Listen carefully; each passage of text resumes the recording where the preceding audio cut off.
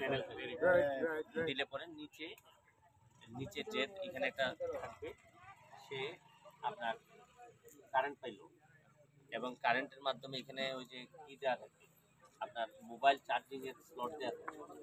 যেমন এইসব রাস্তায় আসতে পরে দেখা গেল যে এই অনেক মানুষের মোবাইল চার্জ নাই, ওই যে টেলিফোন কোম্পানিতে বললে ওরা ওই যে চার্জিং পোর্ট এনে দিয়ে যাবে, পোর্টের ব্যবস্থা থাকে।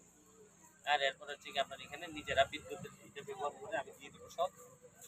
ও আজকে একটা মজার কাজ করছি আমি, ওই যে রামগঙ্গা যে একটা যাচ্ছি আমি, এটা জিনিস দোকান থেকে চালাচ্ছি, তারে আরো দুইটা এক্সটেনশন দোকান করতে পাশে কালকে আমি ঈদ উপলক্ষে আমি তিনজনই রামগঙ্গা চা বাগানে। আমি বলছি যে এই একজনের 15,000 আর দুজনের 10,000 করে দিচ্ছি কালকে দিয়া, বলছি যে ওই তিনটা দোকানে তুমি আমারে এই 2 দিন পরে, ঈদের 2 দিন পরে তুমি আমার 10,000-এর নিচে যদি দেখো লাভ হয়েছে তাহলে তুমি দোকানদার কত,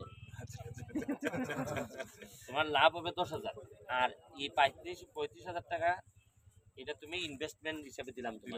তুমি ঈদের 2 দিন পরে আমার এই টাকা দিয়ে দিবে, আমার কোনো লাভ দেওয়া লাগবে না, পুরাটাই মানে আমার কাছে যেটা নিছে এটা দিয়ে দিবে এরা।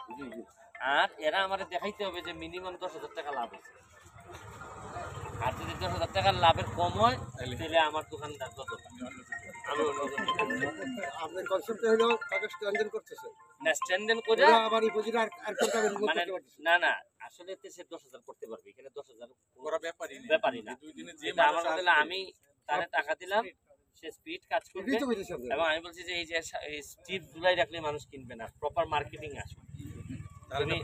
তুমি আগে বুঝতে হবে যে এই এলাকায় এদিকে আসলে মানুষের কি লাগে। তোমার চিপস খাইতে সবাই এখানে আসে, তুমি এখানে ডাবের পানি জুসের ব্যবস্থা যদি করতে পারো, একটা ওই যে ব্লাইন্ডার না কি বলে এগুলো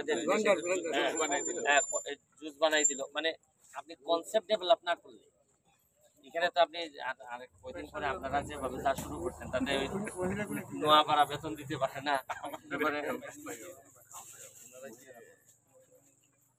কাস্টমার ভাই